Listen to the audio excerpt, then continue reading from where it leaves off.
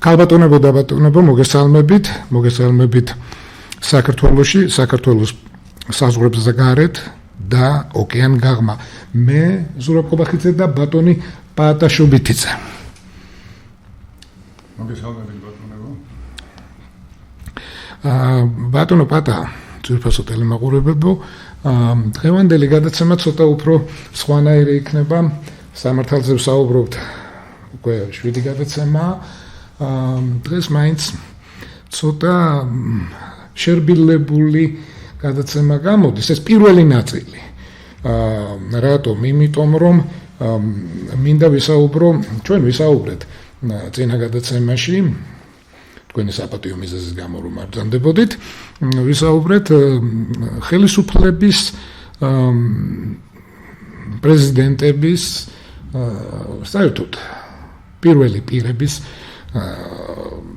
გამოსულებზე, გადაცდომებზე, ნორმების, სამართლებრივი ნორმების გადაცდომები რომ ხდება და დღეს და ამავ დროს ხდება ესე იგი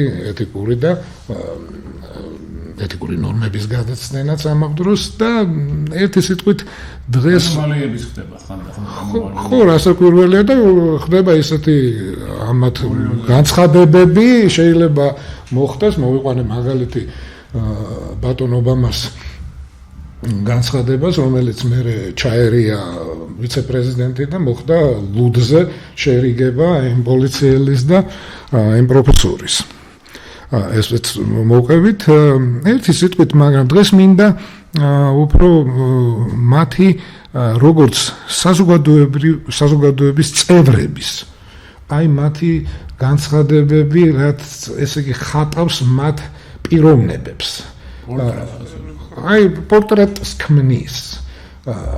ისტორიულ პორტრეტებს ქმნის. როგორც დარჩება ხო ეს როგორც ამ პიროვნების დამახასიათებელი თვისებები, ხო? და პორტრეტები იქმნება ამ ადამიანების. მე ფასდება, ამ გზით ფასდება. ხო, ფასდება ადამიანი. ხო, რა თქმა უნდა. კი ბატონო, იყო თუ რეგრესია. ეს უკვე საქმიანი განცხადებებისა და მათი მოქმედებების გარეშე კიდევ. ამათი, ესე იგი, თვითონ პიროვნებები, როგორ ფიქრობენ, როგორ ხუმრობენ, როგორ საუბრობენ, იმიტომ რომ საზოგადოების წევრები არიან, ეს განსხვავება იქ ამ ოკეან გაღმა და ჩვენ შორის, იმიტომ რომ ისინი მართლა საზოგადოების წევრები არიან და ჩვენთან უკვე თუ გახდა პრემიერ-მინისტრი ან პრეზიდენტი, უკვე იკარგება რაღაც ზემოთ არის, რაღაც, ესე იგი, ჩვენ ვეღარ ვხედავს, იქ ესე არ არის და პირველ რიგში დავიწყებ ტრამპზე დავტოვებ ბოლოს ამ თემას და დავიწყებ მისი წინამორბედით. და ეს არის ჯო ბაიდენი, რომელსაც იგი დიახ ძინარა ჯოლს ეძახის, რომელსაც რესპუბლიკელებიც კი არ იწუნებენ ამ რამოსაწონია ხო ამ ადამიანზე და მე ჩამოვყვები კენედემდე ჩამოვალ. ეხლა ყველაზე არა, მაგრამ აი ჯონ კენედემდე ხო რაც გვაძლევს ხო, თორე ბევრი ისტორიებია. კი ბატონო, ესე იგი ეს ადამიანი ეხლა იმის გარდა რომ მოგიყევით ერთ-ერთ გადაცემაში ვთქვი რომ ესე იგი დელავერიდან დადიოდა ყოველ დღე ვაშინგტონში მატარებლით, ტოვებდა თავის ავტომობილს ვილმინგტონის ესე იგი სარკინიგზო სადგურში და მე Union Station-ზე ჩამოდიოდა მატარებლით და მე იქ პატარა მანძილია ფეხით კაპიტოლიუმის გორაკზე, ბორცვზე ასასვლელი იქ. ეს იცით და ამის გარდა ის გამორჩეოდა ესეთი ხუმრობაც კარგი იცოდა. აი ღიმილის მომგვრელია, ზოგჯერ სიცილის მომგვრელია. აი მაგალითად დეივიდ ლიტერმანმა აი ეს ღამის შოუს ერთ-ერთი პირველი ღამის გვიანი შოუები რომ იყო და დაარსდა ეგა 1982 წელს და მე მოვედო მსოფლიოს და დღეს საქართველოშიც არის ეს ღამის შოუები. ერთი სიტყვით დეივიდ ლიტერმანმა დააპატიჟა 90-იან წლებში თავისთან ღამის შოუში და ეკითხება რომ სენატორო ბაიდენ ეკითხება, აი მითხარით ერთიო, 29 წლის რომ იყავითო და იმხელა შენობაში რომ შეხვედით როგორც სენატორიო. აი რა ეს კონდა თუ რა შეგრძნებაო, იმიტომ რომ ხლა იმ პერიოდში თან ჩვენ საუბრობთ, ესე იგი 1968 თუ რაღაც წელზე და 9 თუ რაღაც ესეთი დროა და რა შეგრძნებებით იყავითო. და ამან გაიღიმა ჯერ და ესეთი რაღაც უთხრა. მე სენატშიო ერთხელ დამიჭირესო და იცინის და ეხლა იქ სტუდია არ არის მარტო მაყურებელიცაა და მაყურებელსაც ეცენ როგორ დაგიყვეს გაგიჟდა ეხლა დევიდ ლიდერმანი ეუბნება რას მე დაგიჭირე ხო აი ამიყვანესო სენატის შენობაში მე ვარო დაჭერილიო მოგვიყევით თუ ეხლა ამასაც გაეცინა ოღონდ ეს ცოტა უფრო ადრე იყო მაშინ მე 21 წლის ბიჭი ვიყავია და ჯორჯტაუნიდან ეს უნივერსიტეტიდან ასე ფეხით მელნელა გაუღები კვირადღე იყო ავედი კაპიტოლიუმზე და ეხლა მაშინდელი დაცვის ამბებიო არ იყო ისე და შევედი სენატის შენობაში და შევედი დარბაზშიო რა და ავიღე ის ჩაქუჩიო რა და რაღაცა და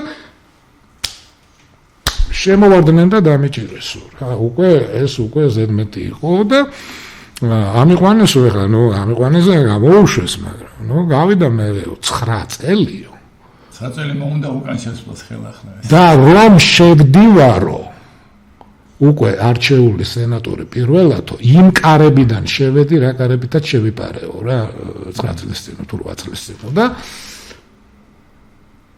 პირველი ხდომის მერე მოდის დაცვის კაციო და იღიმისო და მიწე გახსოვა რომ მითხრაო კარგი არა გახსოვა კი როგორ არ მახსოვ მე არ ვიყავიო რომ აგიყვანეო კაცო რამხელა ჭკვიანი კაცო ყოფილ ხარ და რაღაც ხო ეს ერთი ეხლა უკვე დაიხატა ხო ადამიანის პიროვნება ხო ეს ეხლა ხო რა ჯერ აინტერესი ქონდა და მე რომელი გამბედაობით და მე რომელი იუმორით და ეხლა მეორე დამსახურებით არ თავარია და ხო მე ხო წარმოიდგინეთ ეს შევიდა 9 წელიწადი რაში დახარჯა იმ კაცს და მე წარმოიდგინეთ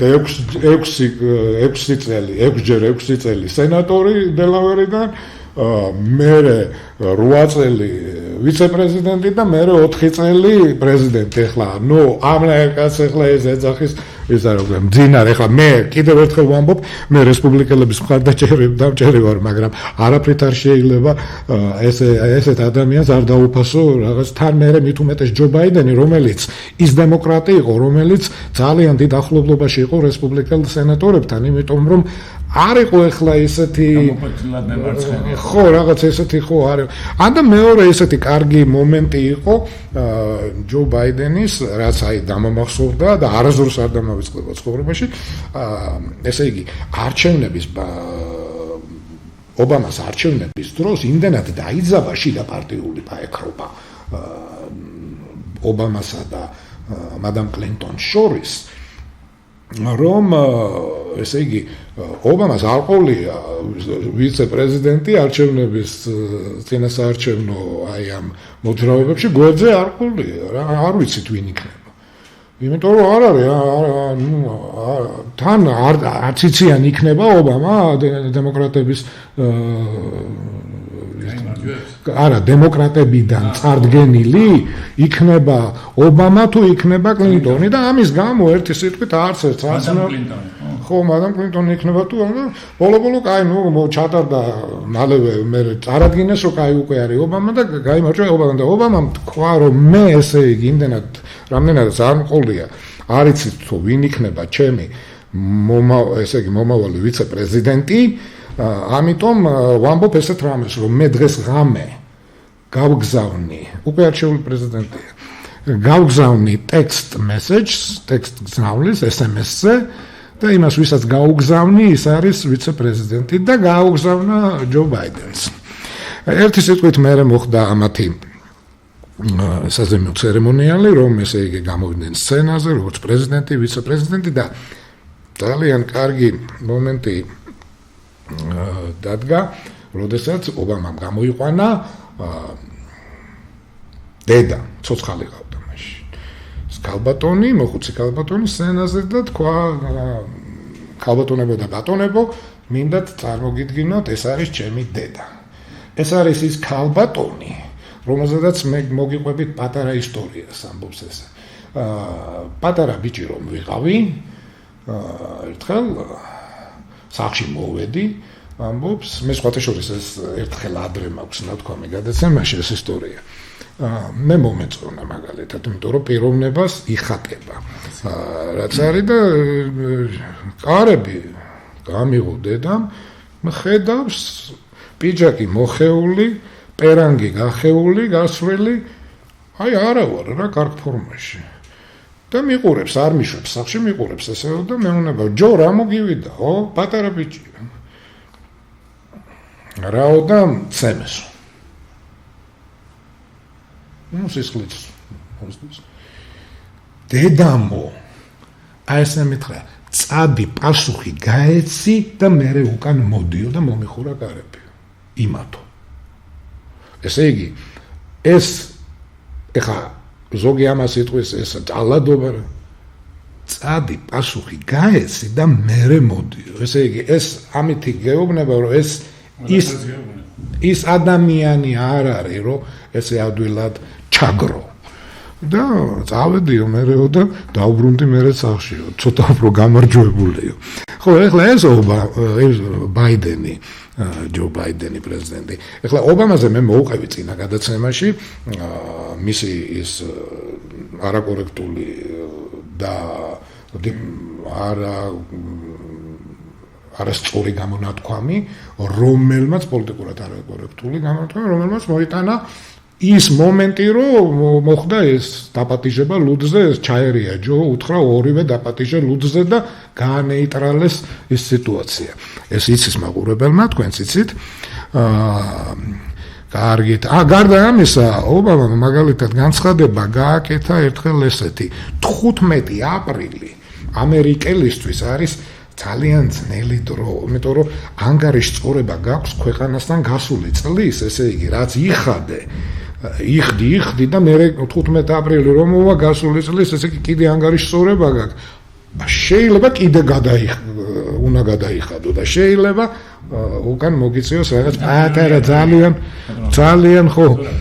ეს სიმბოლურია, რომ 15 აპრილია და ჩვენთან 1 აპრილია ზოგადად სიცრუისა და ესე იგი.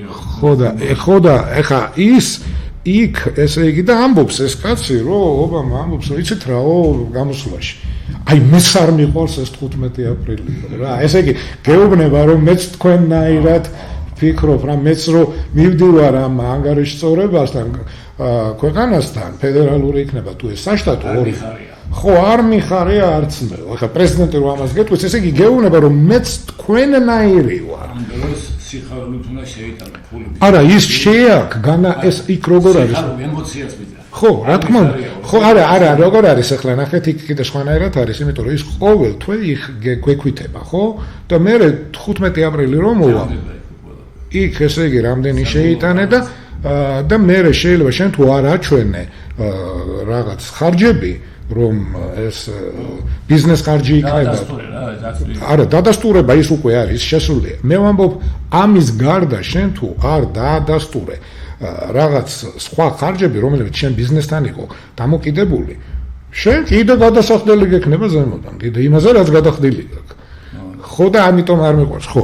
ეს ერთი სიტყვით ამითი დაგვანახა ამერიკელ საზოგადოებას, რომ ისიც ჩვენნაირად ფიქრობს. ხო, არავით არის რაღაც მას არ აქვს პრივილეგია, იგი ჩვენნაირად ფიქრობს, ჩვენნაირად ცხოვრობს. ეხლა კლინტონზე ვიტყვი, კლინტონი ის რომ ადრე ვთქვით, რომ ის ახალგაზრდა კაცი, პრეზიდენტი, ყველანაირად ბაძავდა კენედის ცხოვრებისეულად, მისი გამოსვლებით და რაღაც ისე აი მიმბაძველი იყო და სხვათა შორის კარგად გამოსდიოდა და თავისუფალი აი ეს საქსოფონის ამბავიც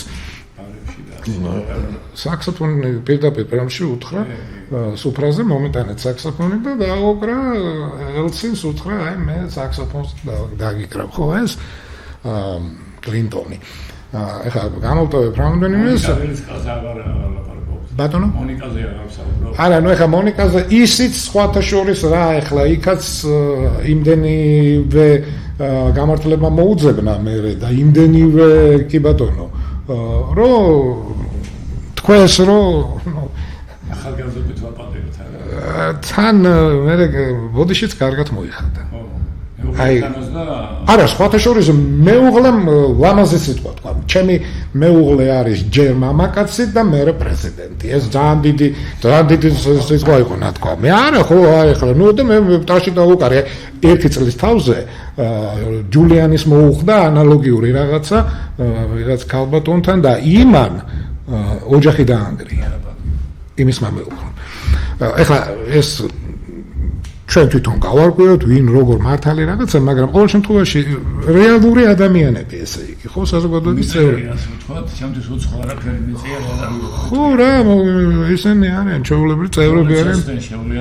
წევრები არიან ჩვეულებრივი საზოგადოების ჩვეულებრივი წევრები არიან კი პრეზიდენტი ქვია, მაგრამ ჩვენაირად იწმევენ შარვალს და ბოლო-ბოლო ასუსაზაგებენ. როგორც ჩვენ. ხო, ერთმა იცო კარგი ნათქვამი აქვს ამერიკაში.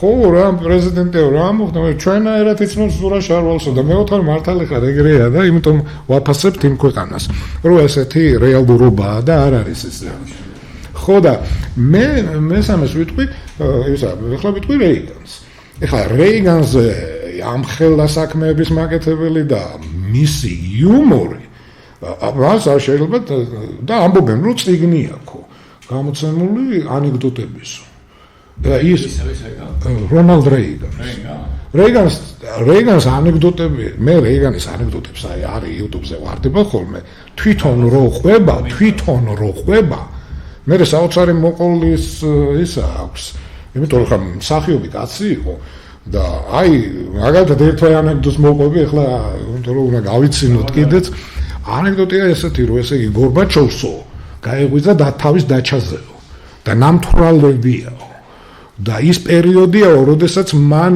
დიდი ომი გამოუცხადა ალკოჰოლურ ნაცარმს მაღაზიებში და თლიანად საერთოდ იმაზე კიდევ უფრო გაამახვილა ყურადღება თუ ვინმე ნაშრომი საჭესთან არისო. იმაზე ძალიან სასტიკი არ იყო გვახსოვს, არ იყო მშრალი კანონი, მაგრამ იყო რაღაც 6-დან 7-მდე უნდა გეყიდა ერთი ბოთლი ლუდი.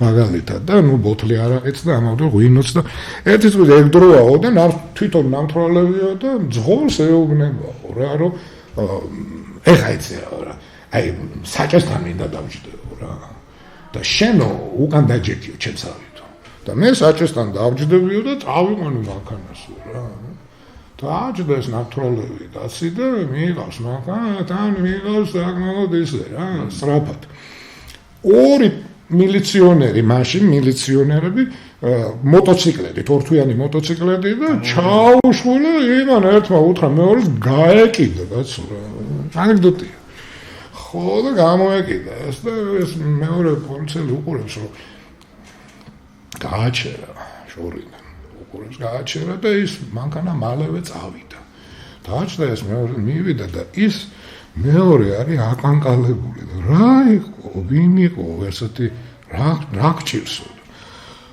ხმას ვერ იდებს კაცო რა გჭირს გამაგებინეო დააჯარიმეო არა რა იყო ვინ იყო ესეთი მე არ ვიცი ვინ იყო მაგრამ გარბაჩოვი ყავდა მძღოლათო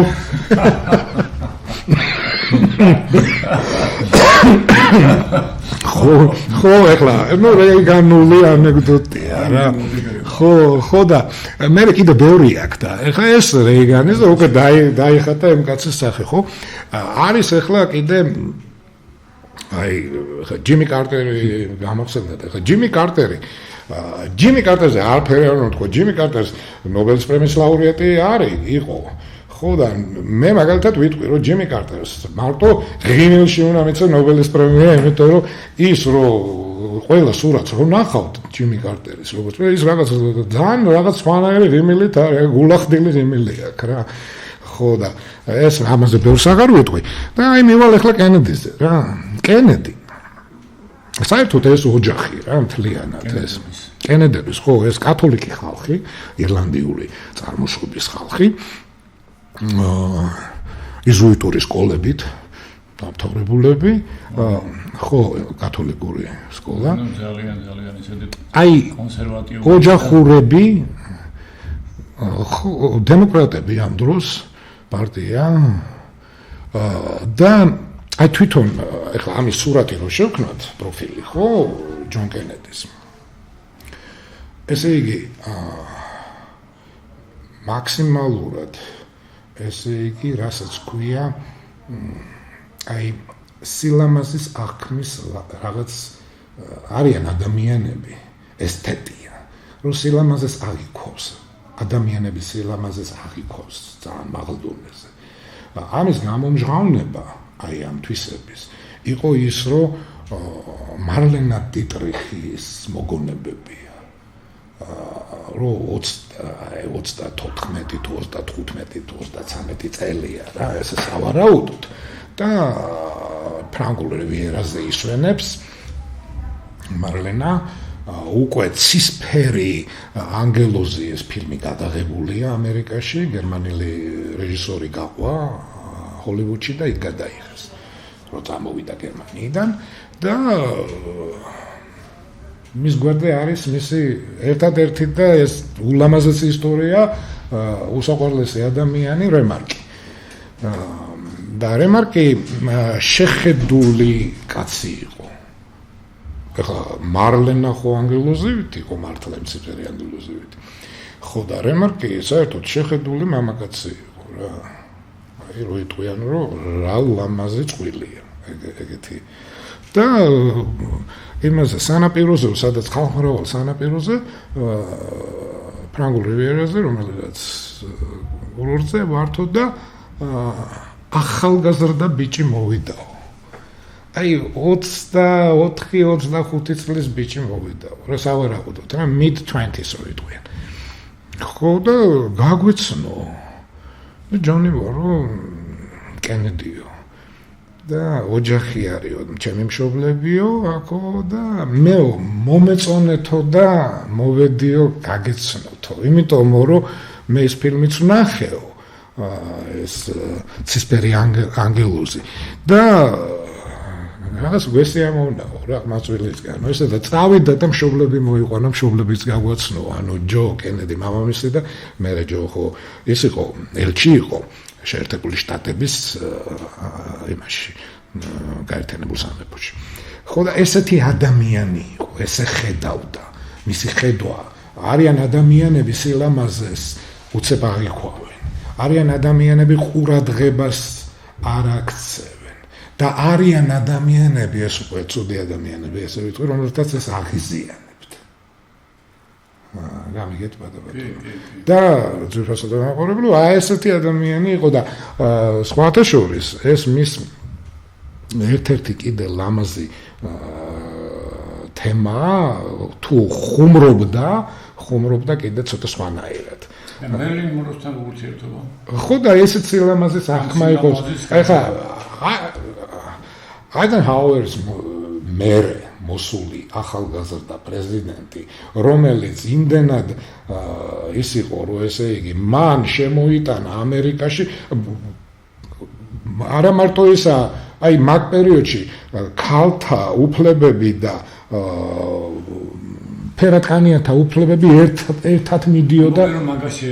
აი ერთად მიდიოდა ეს ორი თემა. ქალთა უფლებები 50-იან წლებში ქალები მე ადრე მაქვს ნათქვამი 50-იან წლებში ამერიკაში ქალები ძირითადად იყვნენ დიასახლისები და აი ჯონ კენედის ამის პრეზიდენტობის მერე წავიდა მათი უფლებები და მერე გამოჩნდნენ სენატორები, კონგრესმენები უფრო მეტი და რაღაც ის კი არ იყო რომ არ იყო საერთოდ იყო, მაგრამ მათი უფლებები იმდენად მაღალი არ იყო. და ესეთი ადამიანი იყო და სხვათა შორის ერთ-ერთი კაი და ეხლა თქვენ რაც ბრძანეთ, ეხლა მერლინ მონროსთან ეს ეხლა კაცნი ვართ, ადამიანები ვართ, მე მაგალითად ამ თემას იმდენად არ ვაქცევ ისეთ დიდ სილამაზისა და ხო ახმის ერთ-ერთი კონტექსტში რომ გახედავ, იტყვი რომ ხო სილამაზე ისე აღიტაცა კაცი სილამაზე, რომ გამოამჟღავნა ცხოვრებისეულად. რა მოხდა ეხლა რა აქნა მერთო. ხო. უფლება არ ქონდა ჯერ მამაკაციაო და მე პრეზიდენტია. ხო, ეს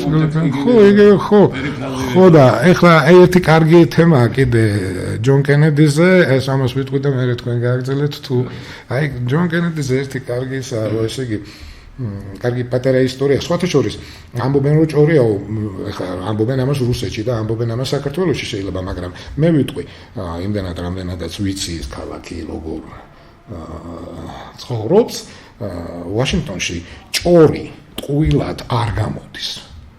იქ თუ სიმართლე არ იყო, ის ჭორად არ დაიბადებოდა. ეგ იბადება ისეთ სხვა საზოგადოებაში, ვაშინგტონში არა. ერთი სიტყვით რაზეა საუბარი. ესე იგი, ხრუშოვია ცენტრალური კომიტეტის პირველი მდივანი, ეს ამერიკელი პრეზიდენტია ახალი არჩეული და პირველი მათი შეხვედრა უნდა მოხდეს მალე და ამას კენედიზია საუბარი და ეს იბარებს ძმას თავისთან. ანუ რობერტ კენედის, ანუ უფლებადამცველს პირველს და პირველ პროკურორს ამ დროს. იბარებს და ეუბნება, რომ იცი რა, რობერტ, არ მინდა რა ეს პირველი შეხვედრა იყოს ესეთიო, გამარჯობა როგორ ახარ და დავიწყო თან კითხულობ, რომ არაპროგნოზირებადი კაცია. ხან შესული კაცია. ხო და მინდა რომ რაღაცა კონტაქტები გავაბა. სანამ შევხვდები. ხო და რობერტმა ეფიქრა და უთხრა რომ არის ესეთი რაღაცა თემა რომ აი მაგალითად Soviet Life-ის ჟურნალის მთავარი რედაქტორი გვარი აღარ მახსოვს ცხოვრობს ვაშინგტონში, იმიტომ რომ იქ გამოიცემა ეს ჟურნალი და მინდა რომ ამას დაველაპარაკო თუ კი მას ეგება მიგვასწავლოს თუ არის რაღაც კონტაქტი რომ მასთან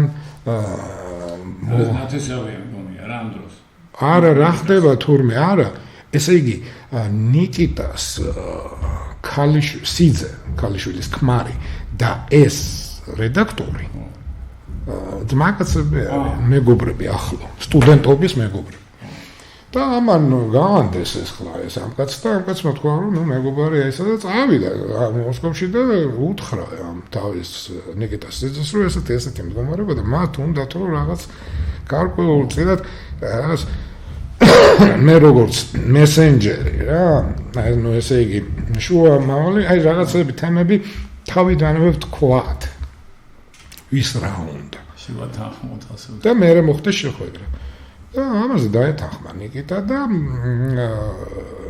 ეს ჩვენი საბჭოთა რედაქტორი თანამავდროს FSB-ს ისიც არის თანამშრომელიც ხო ყველაფერიც რომ ახლა რა თქმა უნდა ხმამაღლა ვერ იტყვის ვაშინგტონში მაგრამ იმემა იციან სხვა დრო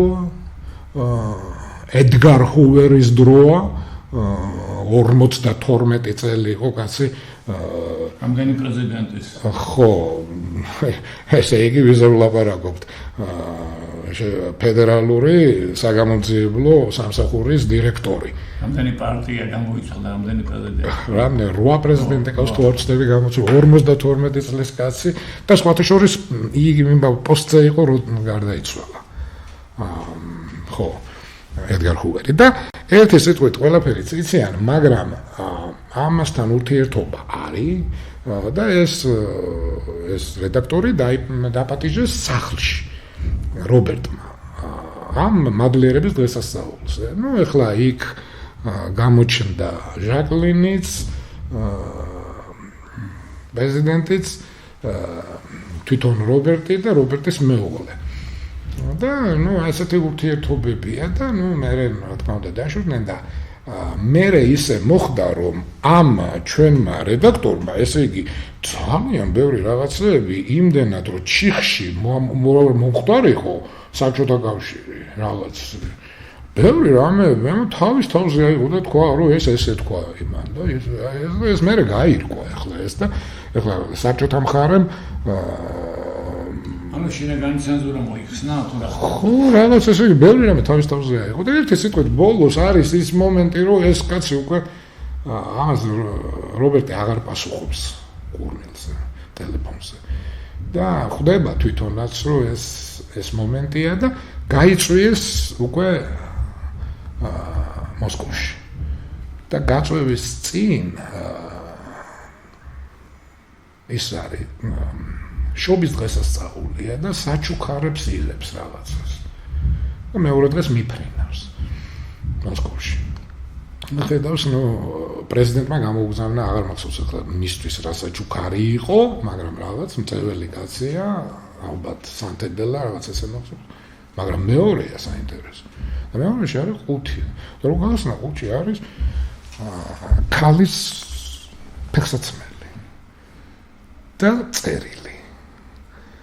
შვიდობით მეგობა, რომ გისურვებ მომავალში წარმატებებს შენს ქვეყანაში, ეს საჩუქარი თქვენს მეუღლეს თურმე იმ შეხვედრაზე რობერტთან რომ ვიყავით სახლში მოწონებია ფეხსაცმელი თქვენს მეუღლეს და ჟაკლინმა შეარჩია ფერი და მოდელი. ხოლო რაც შეეხება ზომას, ეს უკვე ედგარმა გვითხრა, მან ხომ ყველაფერი იცის.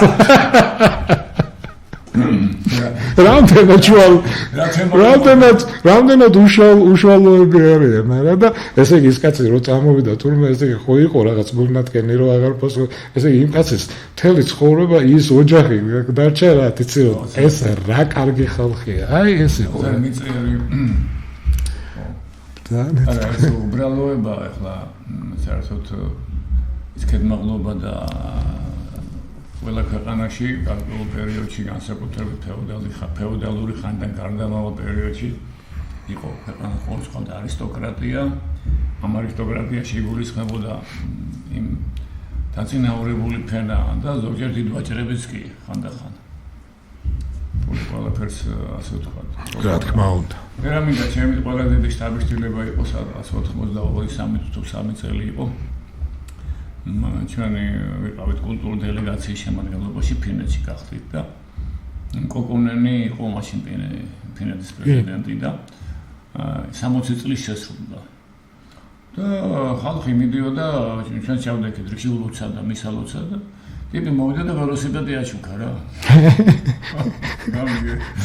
ეს იყო კოკონენის აჩუქარი და მე აღნიშნა იმან რომ და ყველა ეს დაწინაურებული ხალხი, ასე ვთქვათ, იმ მომენტში პრეზიდენტი, ყველა მიცოდა რომ მუდამ პრეზიდენტი ვერ იქნება ადამიანი და აი იმ ცხოვრებიდან მოსული და ისევ ცხოვრებაში სოციუმში დაბრუნებული ადამიანები არასოდეს არ ქენმაღლობენ დასავლეთში განსაკუთრებისად და ამახასიათებელი თვისებაა. ხო, იმიტომ რომ საზოგადოების წევრები არიან ჩვეულებრივი და მიტო. ხო და ბევრჯერ მინახავს რომ მაგალითად აი ნორვეგიაში ვიყავით ისე გასტროლებზე, ეს 80-იანი წლები იყო, მაშინ კომპიუტერები არ იყო, დიდი უზარმაზარი გამოფიტი მანქანები ამოთახეს ხელა და უნივერსიტეტში ვიყავით მიწვეულები. უნდა გამართულიყო კონცერტი მეორე დღეს. ხო და უცბად ვირეკავენ, მე შეხვედრა ჰქონდა ჩვენ ბოხუს დასახლები როა, მსავსი კონცერტება იყო. და იგვითხრეს რომ თუ საშუალება არსებობს რომ კონცერტი გადაიდო მიზეზი და თუ შეიძლება რომ მოგვიანებით მოხვიდეთ. მაგრამ წინა დღეს საინტერესო ის იყო რომ რექტორმა დაგვათორიელებინა თავისი უნივერსიტეტი.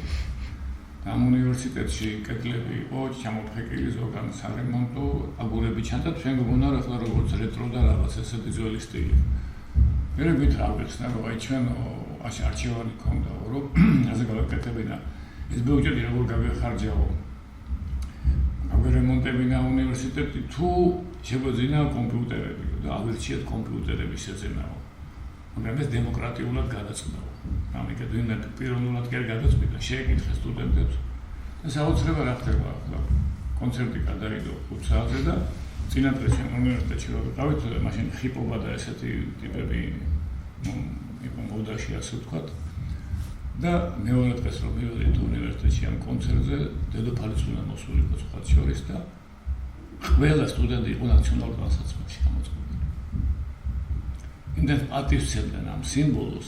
ხო, რა თქმა უნდა. გამიგე და თავის ქვეყანას რომ არაკადრეს თავიანთ პრეზიდენტს სტუდენტებმა ახალგაზრდობა. იმიტომ რომ პრეზიდენტი ანალოგიურად პატივცემს საზოგადოებას. ესეთი კონტაქტი ესეთი ის არსებობდა და ჩვენ ვიცით რომ როცა უჭირდა ინგლისს, როცა იყო დაუშვათ სიცივე და უდენობა იყო, მაშინ ესე იგი დედოფლის სასახლიდან არ ამოდიოდა კვამლი და ისევე იყინებოდა დედოფალი და ისევე იყინებოდა სამეფო ოჯახი სიცივისგან, როგორც დანარჩენი ინგლისი.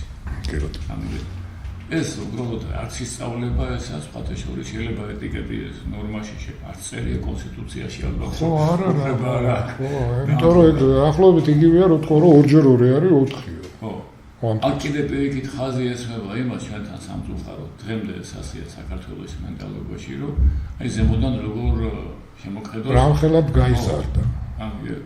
ეხლა წარმოიდგინე რამხელა დისპროპორცია პენსია არის 400 ლარი ამას უმატებს 50 ლარს პენსიას და თვითონ დეპუტატი რომელიც არის მილიონერი რომელსაც პრობლემა არ არის ჩვენ ხოთ სულ გადარჩენაზე ვართ ეროვნულ გადარჩენაზე ვართ ოჯახი როგორ არჩინა და ხელფასია 14000 15000 ამდენი ჯერადი განსხვავება ესე იგი და მე ამას დავუმატე კიდე ის ფაშენებული მანქანები იქ ველოსიპედი დადიოდა კოკონენიდან აქ კოკონენი და აქ კიდე თითოეულ მანქანა 200000 150,000 ღირებულების დაკრია და როგორი შეუსაბამობა ძალიან აქ იუმორიზნობაც იკარგება ყველაფერი იმიტომ რომ იმან იუმორიც რო თქვას გამოუვა რომელი იუმორი იცი აი ეს შედიკალო ბუდკაში იმიტომ რომ არ ცნობს საზოგადოებას და მითო არ გამოუვა კარგი იუმორიც რო იყოს ხო ვერ იტყვის იმიტომ რომ ის სხვა განზომილებაშია ეხლა ეგრე ვთქვა მაგალითად აი ეს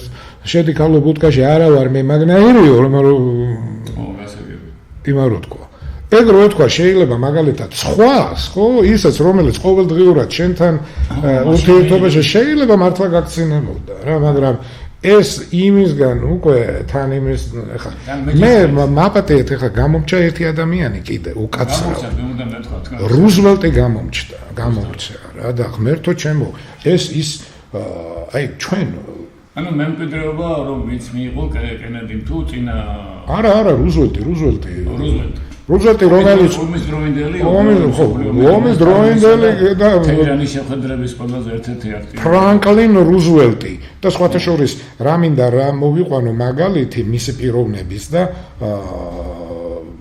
უინსტონ ჩერჩილის ურთიერთობა და აი ნახეთ რა დახატეთ ორივე ლიდერი რომელიც დღეს აკლია მსოფლიოს ესეთი აი ლიდერი აკლია ერთი ლიდერი არ არის ისეთი ენდონის ნახეთ ეხლა საუბარი ჩვენ საერთოდ რომ გავიზარდეთ საბჭოთა კავშირში არ ვიცი დაკნინება იყო ამერიკის თუ მისი პრეზიდენტის თუ რა იყო რა მიზეზით ესე იგი ჩემთვის მაგალითად იმ სამიდან ფრანკლინ რუზველტი იყო ყველაზე სუსტი რაღაც ესე ვფიქრობდი ესეთი აზროვნება მქონდა ფიზიკურად სავარძელში ხო სავარძელში იყო და თან აქედან პროპაგანდა სტალინი რომელი ქალბატონებოდა ბატონებო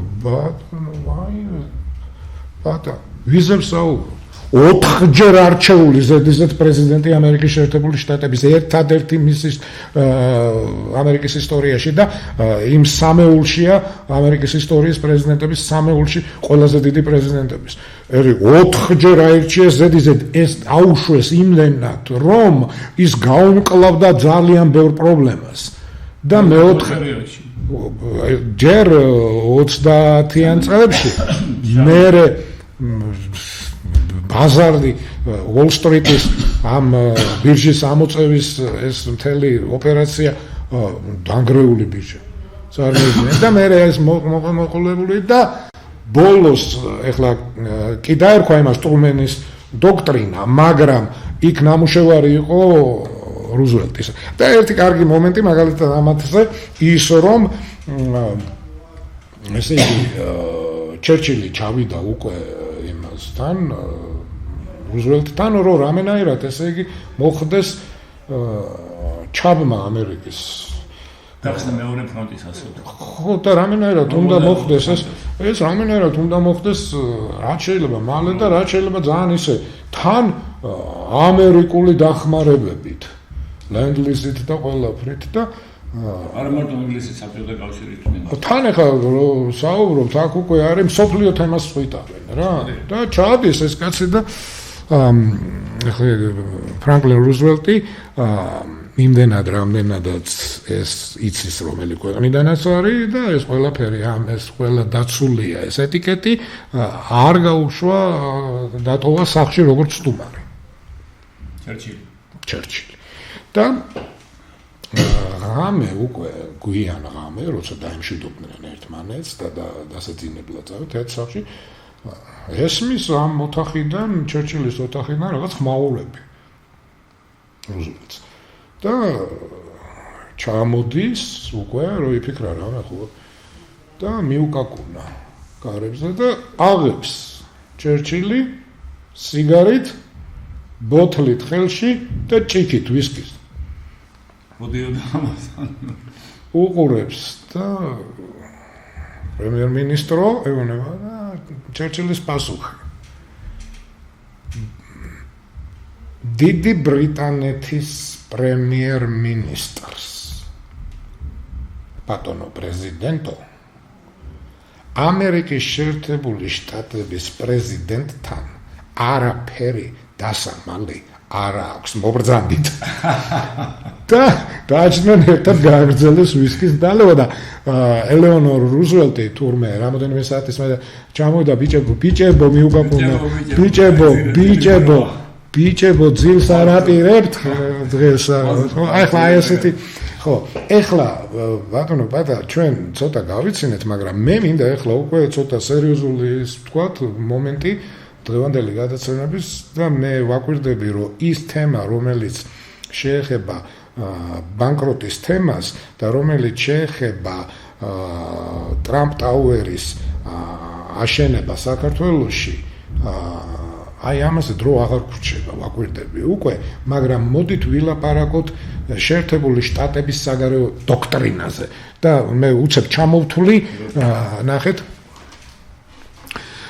საგარეო ამერიკის შეერთებული შტატების საგარეო პოლიტიკა იქნება ეს სამხედრო დიპლომატიური ეკონომიური ყველაფერი ეს ერთად აღებული არის ამერიკული დოქტრინა ესე იგი ამა თუ იმ პერიოდში პირველი ამერიკული დოქტრინა იყო პრეზიდენტ მონროს დოქტრინა რომელიც დაწერა κουინსი ადამსმა იყო მაშინ κουინსი ადამსი მისი საგარეო უწყების პირველი პირი სტეიტ დეპარტამენტში ხო არ მიყვარს ეს სიტყვა და მითო სახელმწიფო მდივანი რუსულად ნათარგმნია გოსდეპი და ის არის შტატების დეპარტამენტი ხო და დრო ამერიკა რესპუბლიკა ხო და თან არიან ეგის როა როცა 1823 წელში მიიღო ეს მონროს დოქტრინა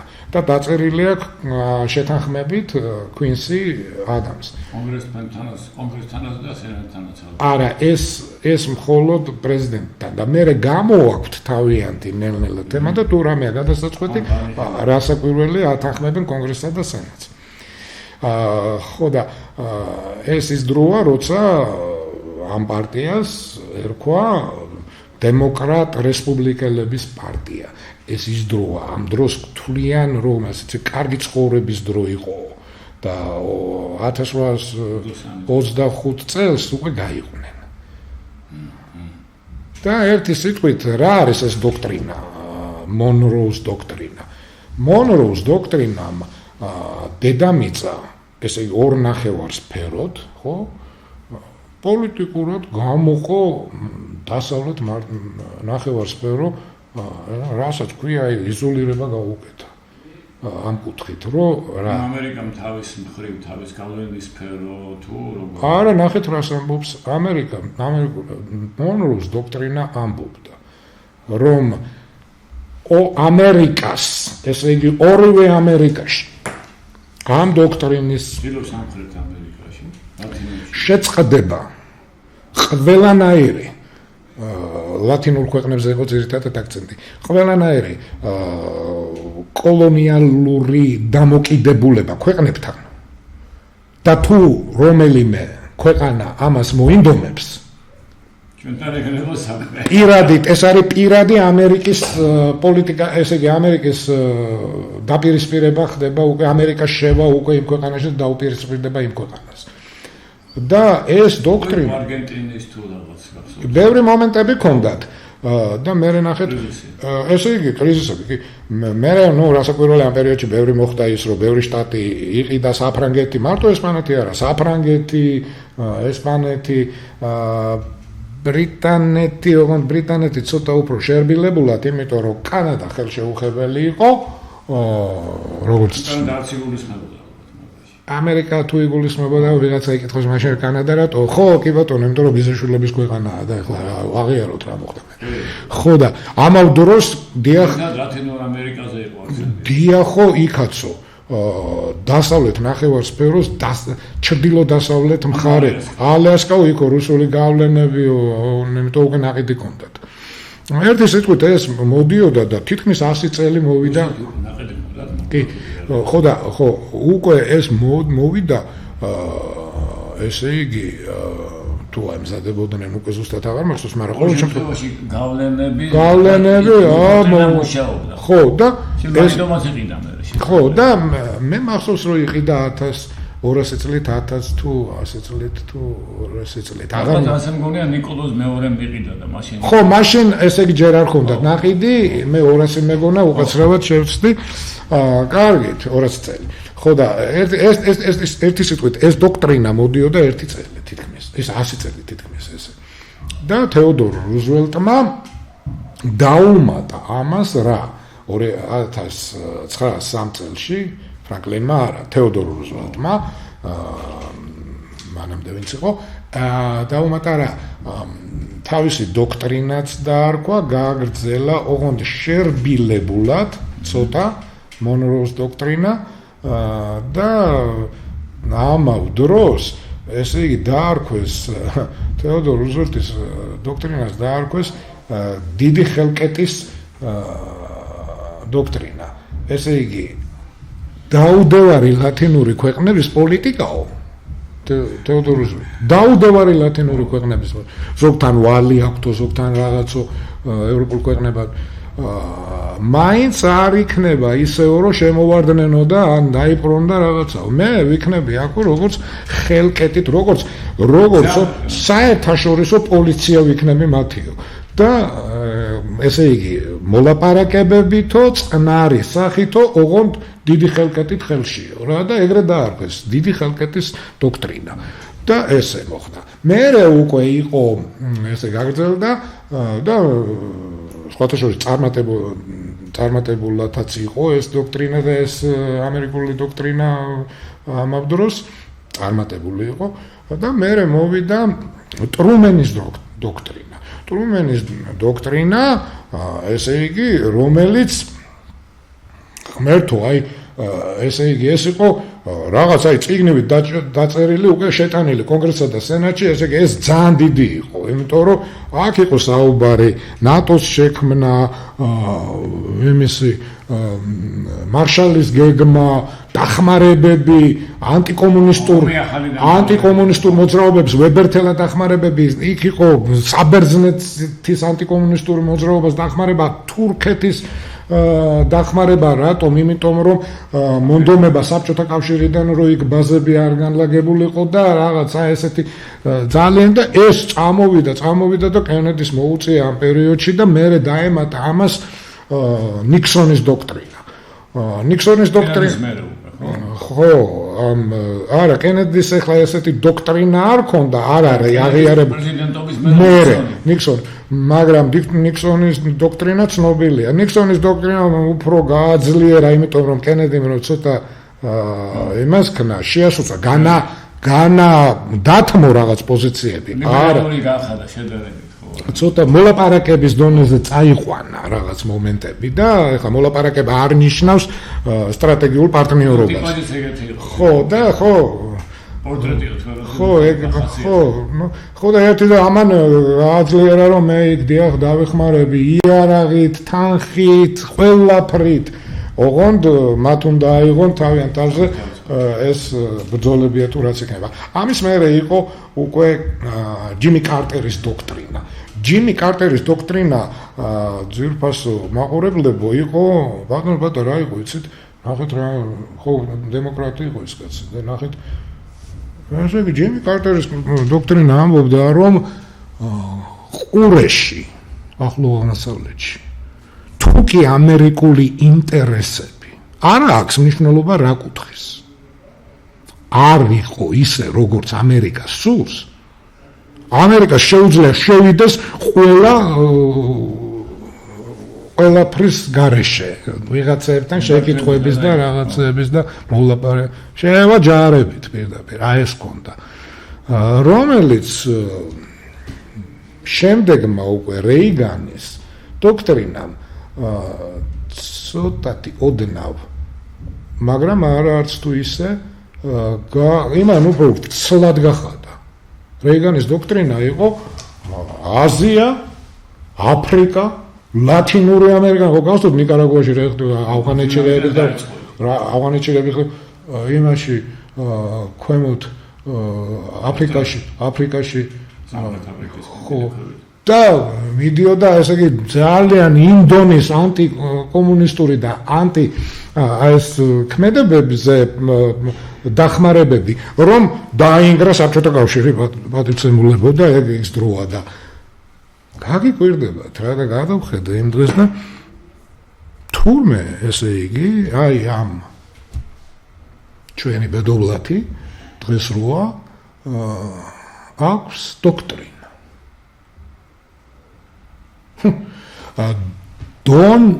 წარმოიდგინეთ დონ როუს დოქტრინა. ესე იგი დონალდ ტრამპი და მონროუ შეერთებული. ეს არის ამერიკის ნახევარსფეროს და სხვათა შორის ოღონდ ეს არ აქვს რომ კონგრესში მიიტანა და სენატში, მაგრამ არსებობს ესეთი დონალდ ტრამპის და მონროუს ერთობლიობა, ესეთი დონ როუდ წოდებული ტრამპის და რომელიც სხვათა შორის გამომჟღავნდა. ესე იგი დასავლეთ ნახევარსფეროში მან პირველი მოსვლიდან დაიწყო იქ პანამასთან რაღაც უთანხმოებები, იქ კანადასთან, იქ გრენლანდიასთან, ისიც იმიტომ რომ ნახევარსფეროში არის. მოხდეს კიდევ ასე იქით, ხო? შეიძლება კი რა ნახევარსფეროში იქით არის და ამის დოქტრინის ესე იგი პირველი ის არის რომ ჩინურ, რუსული ისენი რომ განიდევნოს ამერიკული ნახევარსფეროდან, ამერიკას ნახევარსფეროდან, ესე იგი ორივე ამერიკა. იმ ნახევარსფეროდან რომ ეს განიდევნოს. ამაზე მე თანახმა ვარ და კმაყოფილი ვარ, მაგრამ და საერთაშორისო კიდე ევროპასთან და დანარჩენ მსოფლიოსთან დოქტრინაა კიდე ტარიფების შემოღება, რომელიც წააგო დღეს უკვე უკან წაიღო ემას თავი დაანებეთ, დღეს კიდე უარესი დღეში ჯავარდება, იმიტომ რომ სამ თვეში უნდა მოხდეს ანაზღაურება იმ დანაკარგების, იმ კომპანიებზე, კომპენსაციები, აქ საუბარია ვებერთელაფულებზე, ამას და ეხლა ესე იგი რო ვაკვირდები, ეგ დონ როუს დოქტრინას კი არა, მე მგონი კარტერი, ისა დონტერ დოქტრინა დაერქვა აჯობებდა, იმიტომ რომ ყურეში მაგან ისეთი ამბები თან სხვათა შორის მეტად მდაბიოთ. მე ირანის დამარცხება რაღაც საოცრად მინდა, მაგრამ უნდა იყოს სამართლებრივი ფორმებით და მიზნებით და მიზეზებით და მერე მიზნებით. უკაცრავად ადამიანი, რომელიც ვერ ახერხებს თავის დოქტრინას აღასრულოს, ადამიანი, რომელიც ვერ ხატავს თავის პიროვნებას, როგორც პროფილს, აი ასეთი პრეზიდენტია დღეს საუბედუროთ შეერთებულ შტატებში. იმედია მალე გამოსწორდება და მე გულიში იმიტომ შემტკივა, რომ მე იმ ქვეყანაზე შემტკივა გული და მე მჯერა რომ არსებობს მაყურებელების ბევრი, რომელსაც შევკი, იმიტომ რომ მარტო იქ ამერიკა არ არის, იქ სოფლიო შვიდობის საქმეები წყდება და ერთი სიტყვით აეგ არის, რომ ვერ ასრულებს თავის დოქტრინას. დონ როუ დოქტრინა ვერ მუშაობს. ვერ დახატა თავის და აი ეს გარი ეს მეთქი რო თქვი საიკი მეთქი აი ეს მოხუცი 90-ები იმან თქვა რომ ადამიანი ისტორიას ვერ ქმნის და ვერ ქმნის პროფილს თავისას, ესე იგი მოწონება ყოველ დღე ვეძებ რომ რაღაცა მოვიწონო, ვერაფერი ვერ მოვიწონე ამის გამოსვლებში, ამის სიტყვებში, ახლა კიდე იყო იქ რაღაცები, რომლებიც მომავალ გადაცემაში ვიტყვი, გუშინდელი ნათქვამები, თუნდაც რომ მთელი დედამიწა თურმე კაზინო ყოფილა, ეგეც კითხვა. ამაზე მე ვიტყვი და მე სხვათა შორის ამ თემაზე ვიტყვი და ამ თემას გარდა იქნება თემა, რომელიც ამერიკულ კანონს გაკოტრების ბანკროპსი კანონზე მინდა ვისაუბრო, მის თაღლითურ აღიარებულად თაღლითურ განაისა, რომ მე ვთქვი ზურაკობახიძემ, არა, აღიარებული თაღლითური გეგმები, რომელზედაც პასუხს აგებს ფულით, იმიტომ რომ კარგად იციან, რისთვისაც ითაღლიდა, ზუსტად იმას ართმევენ ფულს. ხო? და თუ კი ეკონომიკა შეეხება, 160 წელი იმასავით ციხეში წავა იმ გვარი დამოვიწყდა. ერთი სიტყვით ზურფასო ტელემაყურებელო დღეს ამით დაგემშვიდობებით, მაგრამ მომავალ გადაცემაში გავაგრძელებთ ამ თემაზე საუბარს და უღრმეს მადლობას მოგახსენებთ ქალბატონებო და ბატონებო და მომავალ პარასკევამდე 7 საათს. მადლობა. ნახვამდის. ურჩით. რამდენი ინფორმაცია მიაწოდეთ